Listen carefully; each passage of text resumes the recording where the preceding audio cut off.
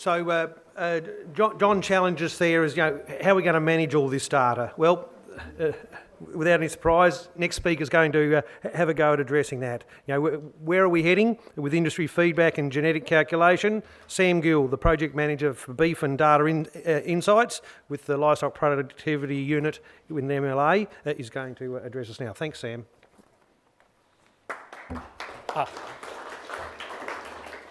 Thanks, Bruce. So, since last time we caught up, I've had a change of role and I don't really sort of work with sheep genetics anymore. We've got a role in beef genetics, but the other side of my role is in this area called data insights. And part of it has been working out what data insights actually is and what it means, and that's a little bit about what we'll sort of go through now.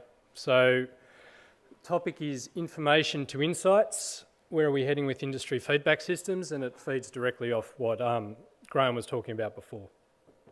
So Graham's touched on the importance and the changes that are coming through objective carcass measurement technology.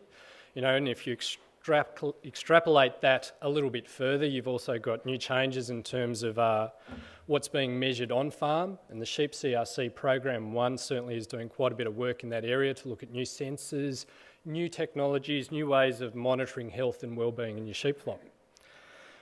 Graham also sort of touched on in terms of how that will actually move into genetics and genomics and where can we actually use that information. So just as a quick bit of revision, flashing back to some of the material we talked about before and how this can be utilised in genomic selection and using DNA technology. Our current process at the moment for using genomic information is we get a ASBV, so we get a form of measurement or a phenotype, combine that with the pedigree that's supplied by you as a breeder. So effectively paper pedigree that produces an ASBV. We combine that with what we've predicted, a genotype, which becomes a GBV, and we put that together, we blend that into what we're sort of calling RBVs, or now really just ASBVs as they're delivered out to industry. And the way that we do that is, this idea of a reference population, what Graham touched on before in the information nucleus. Someone somewhere goes out and measures a whole heap of animals and genotypes those animals, and from that we can then use that information to predict how these animals may perform or how animals in other flocks may perform based on how similar their DNA is back to that reference population. So measure a whole heap of animals, use the DNA to see how similar they are to other animals, and then use that to predict how they're going to perform. We then move into what's likely, the technology that's likely to be delivered in the next couple of years, which is what we call a single step analysis, which is effectively where we still get that single measurement, but we either look directly at the pedigree that's supplied by a breeder or the DNA, and we look at how similar those animals are at a DNA level, and that just comes out as an ASBV. So it's called single step because we're not doing any of that blending, it all comes through at the one point. The advantage of that is it allows us to do other things. It means that we can start opening up more commercial flocks to our measurements and start utilising that information in our genetic evaluations. So we can look at things that may have a genetic background but were really hard to measure or run before because of where they were. So resistance to disease, resistance to parasites, all those nasty things but occur in commercial flocks. We've got ways of potentially being able to look at those, monitor those and utilise that information. And we can do what Graham was touching on before. We can start to look at, through structured programs, harvesting commercial progeny as they go through those machines, they go through the cameras that Graham was touching on, and feed that information back into our genetic evaluation systems. Genotype those animals, measure them for hard to measure traits, carcass traits, and feed that back into our evaluation systems. Or start to get large scale commercial fertility information on farm and feed that back in, which is harder to collect in our seed stock flocks because you just have less females available. If we can start to utilise commercial information, you get a lot more records, a lot more accuracy and better ways of utilising that info. So we can start to get commercial information, tie that together with a whole heap of new measurements. How do we utilise it? And that's the area which I'm sort of going to start moving on to now, which is this area of information management. Now, it's kind of a topical area. We're certainly moving into an age where information is coming in from multiple angles, multiple ends. in the area of just human measurements and sensors that are out there. They reckon there'll be 240 million wearable devices within the next couple of years out there. If you think about things like Apple iWatches and Fitbits and all these other bits and pieces that are actually available, how do you actually start utilising that information and pull it together? And that's, basically a jargon word called big data. So you can't sort of go anywhere without seeing big data. And recently, this is a journal that was actually released yesterday in terms of how does big data fit within Australian agriculture and where will it come together? What are the opportunities? What are the potential costs for utilising that information? Or at the recent Rabobank Summit, there was a whole focus there in terms of smart technologies that will be able to lift productivity and utilise it. Big data, genomics, all of these things starting to come together. So what does that actually mean? Where does it fit together? Particularly, where does it fit together in Australian livestock? So, current situation that we have is that there is a whole heap of industry databases that are out there. There's a whole heap of information that's being collected and likely to be a lot more in the future. But if we look at what we currently have, we've got an NLIS database that tracks a lot of individual animal measurements, mainly in cattle, but starting to do it in sheep. We've got the MSA database, which is tracking a lot of eating quality information. We've got Livestock Data Link, which is aggregating a lot of carcass information together. You've got price information, which records NLRS, which records slaughter numbers and price. We've got breed plan and sheep genetics as a database there, collecting information from seed stock. We've got on-farm software systems, so Rob Wild and Andrew Donoghue are here from those two commercial companies. There's hundreds, if not there's thousands of databases out there that's collecting information at that level. There's information from breed societies, there's information from service providers. Animal Health Australia stores a heap of info. There's a lot of data stored in the research databases, particularly the sheep CRST, but a lot of historical R&D databases. Processors are collecting information out there as they go through, sheep at a mob level, but starting to move on to an individual animal level. You've got other sources of public domain information as well, like the Bureau of Meteorology. How can you actually start to use that? Because all of those different databases and all of the information that's stored in those, you can use to make decisions. Now, you can use to make decisions by itself, but it becomes more interesting when you try and link it together.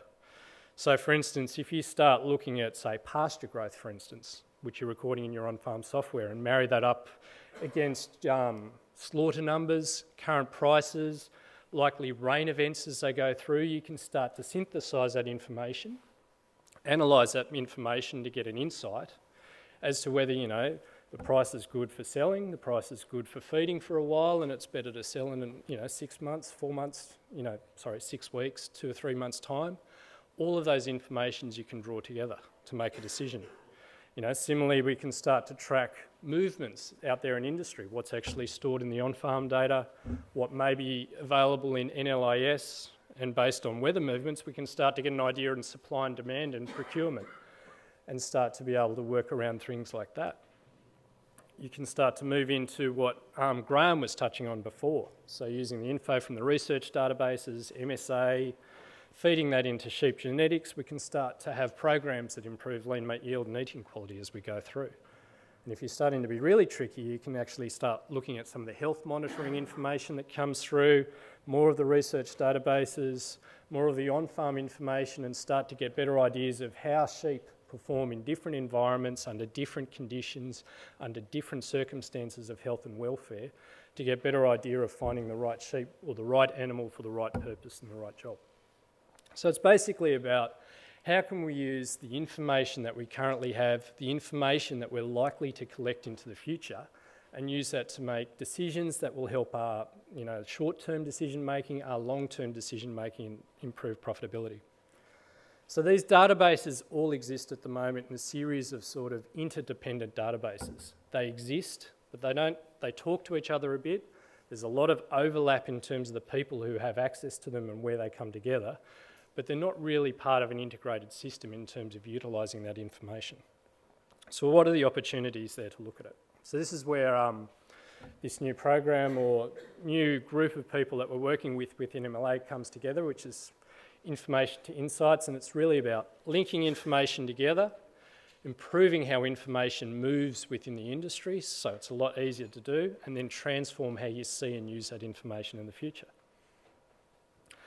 And a lot of this has been done before. This is not new territory that we're going to cross over. This is things that we can learn from other people and learn from successes or mistakes. So for instance, our federal government over time has managed to work out that people tend to access a number of their different services. So for instance, Medicare, some do Centrelink, some do Family First payments, the Australian Taxation Office. These are government services that they come together. And what they've been able to do is actually create a single point of access, a single login site, so you don't have to remember 6 different passwords for 6 different government services to access that type of thing. You can put it into one spot. So, kind of a common sense thing. And if you think about what we do in MLA, we have MLA, sheep genetics, NLIS, MSA, LDL, a number of different services. All of these can start to be brought together. We've got this whole area now of integrated health or connected fitness, and we talked a little bit about wearables before, and this new iWatch that comes out is going to be the start of a whole raft of new devices, sensors, forms of technology that tracks what you do. But the other neat thing about this thing, this approach of tracking how things, tracking information, is that you can connect it together simply, easily. So, you can have a little Fitbit or a wearable. It'll send a signal to your phone, that'll send it to wherever it stores, and the information sits there. And if you have information that you're tracking, like fitness information, diet information, health information, you can go onto one of those websites and say, I would like this device to talk to that one. Tick. And the information is shared. Simple, seamless, invisible transfer of information, and moving our expectations away from having to muck around with files and software formats and all of those different things, and back onto how you use that information. Another area is, how you actually use that information, which is sort of where we're moving on to. So again, a good example here is weather information. It comes from a single source of truth. We get information from the Bureau of Meteorology. It comes in, it's available on a website, there's a platform there to access it. But how we use that information, or how we as individuals access that information, comes in a different way. Newspaper, different websites, television, on the radio. And a really good example there is the fact that you can go onto any one of your smartphones now, and there's 16, 20, 30 different weather apps that you can use and access exactly the same information, but present it in a way that you want to see it and how you want to, understand that information in a way that makes sense to you. So the restriction isn't necessarily on the information itself. It becomes a way of how can you open it up for more people to use it to make decisions and allow, competition within using information in the marketplace. So transforming how it comes together. And for me, one of the changes that I've had to sort of work through moving into beef genetics has sort of been, one of these interesting things. You spend 10 years looking at sheep genetics ASBVs. You start to get a good feel for them. You understand how they look like. Move across to beef and, things change. It's a whole new language. It was my first look of, reading the information that comes out of the beef genetics website, out of Breed Plan. And, it's quite daunting when you look at it. And that's one of our challenges after 20 years of sheep genetics, after 30 years of Breed Plan. The fact that we still need a one-day workshop to allow commercial producers to come in and understand this information and use it means that we may have a few challenges ahead. And the way I sort of relate it, could just be me, but it's like going into Dan Murphy's and trying to pick a beer, All these different types from different areas, different suns, there's so much choice. And you understand why commercial people will go, yep, that's it. I'm just getting 4X. I'm just going to get the biggest ram, the shiniest sort of wool that comes through, and that's what's going to do me, because there's all that choice. And how can we actually start to simplify it down? Look at some of the key things that people are looking for and provide easier ways of understanding and utilising that information. And one of the things Dave Ruby will talk about a bit later today as well too, is how that's actually working with sheep genetics now and how that's becoming more accessible. And that's certainly part of the sheep CRC's mandate as well too, to improve it. And then finally, it's how can you actually start to bring this all together? And again, this is something that's been done elsewhere as well. So there's a number of different systems that provide these types of aggregating services at the moment. But this is one of them that we've seen, which is the Irish Cattle Breeders Federation database. And I like using this slide because it's a slide that I have, and it was presented at the World Congress recently, but it tells this really, really good story in terms of how over time they've been able to source information from their equivalent of NLIS, from on-farm commercial data, from pedigree seed stock producers and breed societies. They're working closely with the genotyping companies. They're working closely with the semen companies. They're working closely with abattoirs that are out there, collecting the information there. They're getting price information. They have their equivalent of a bin or a progeny test system, and they're able to source that information, draw it together to underpin their genetic evaluation as they go through. And this hasn't been easy. This has been something that they've spent 20 years working, but it's an industry-owned database, an industry-owned system that pulls it together, and they've been able to use that infrastructure now recently to leverage a project that's gone up to Brussels as part of the EU climate change program, and leverage €300 million over the next 5 years to improve productivity and mitigate climate change, of which €7.5 million per year will go into genotyping their commercial beef herd. So roughly around 500,000 genotypes per year will come into their system. They'll have genotyped their entire commercial herd within the next 5 years. So again, unique situation, it's beef and dairy, it's its own country, but the infrastructure has allowed them to go through and leverage that. So linking the databases together is one way of looking at it.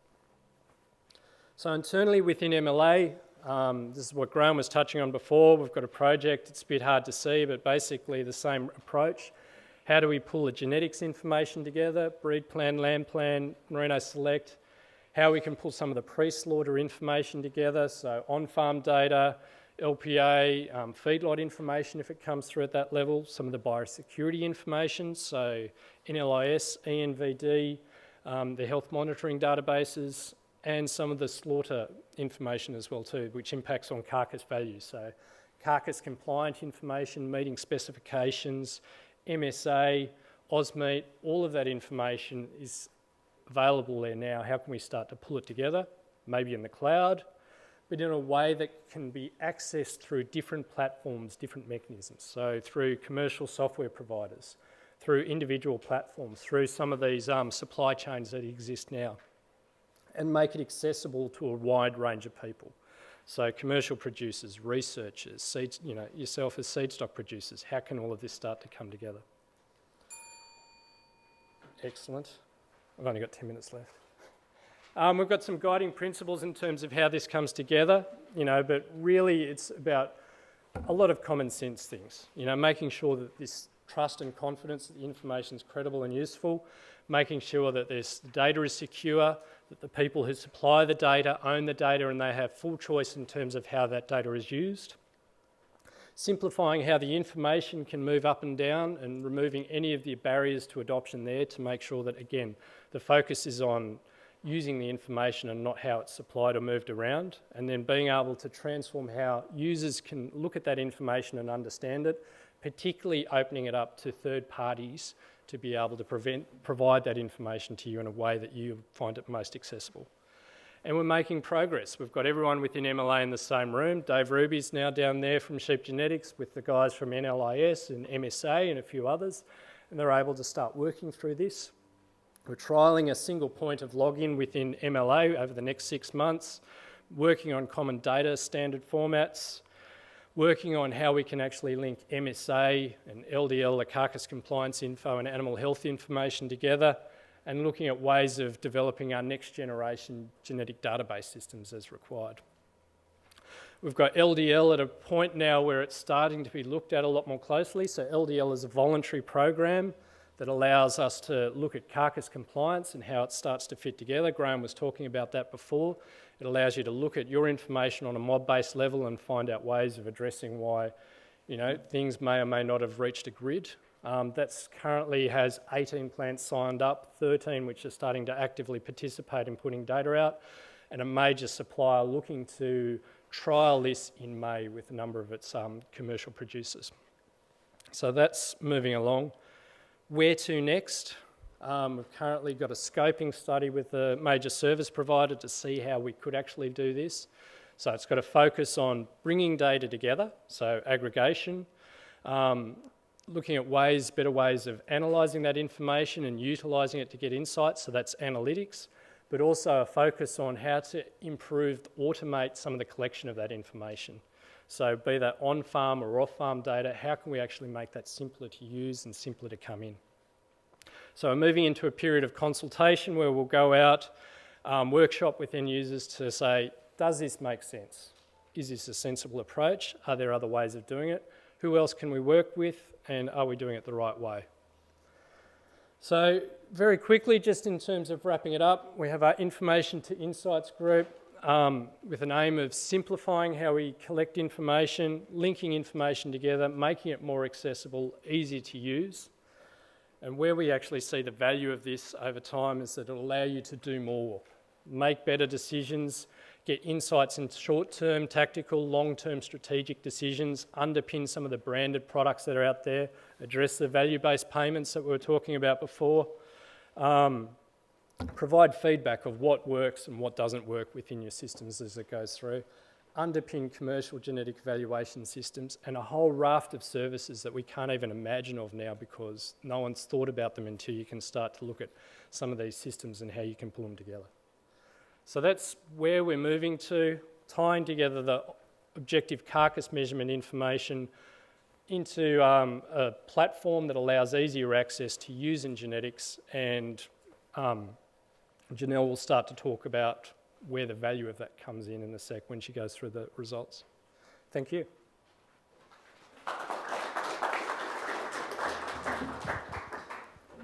Thank you, Sam. If you're not excited about the opportunities that lie ahead in the management of data into some decent decision making, you might be pretty hard to get excited, I'd reckon. So I'll open the floor just to test that level of excitement. How are we going? Yeah, Jeff? Jeff Gale. Sam, that means we'll, instead of having half a dozen, 10 passwords now, we will only have one password to go into the whole lot, or will we still be able to work in various levels at different passwords? It's a little bit like, how would you say, the Facebook systems and those type of systems work now. You can still have your own login to individual services as they go through, but you can have a universal ID or a common ID that lets you log into other services as you go through. So you can say, create my own ID or use this ID to go into it. Jeff doesn't know it, but I slipped my hand in his pocket earlier on today, and his phone's not in there anymore. Jeff, I reckon this sort of phone's probably not going to cut it with the amount of technology that's going to come through, and it might be the time to upgrade. Yep. Another question? How are we going up off the web? Yep. Sam, yep. What do you see as the biggest hurdle to bringing this together?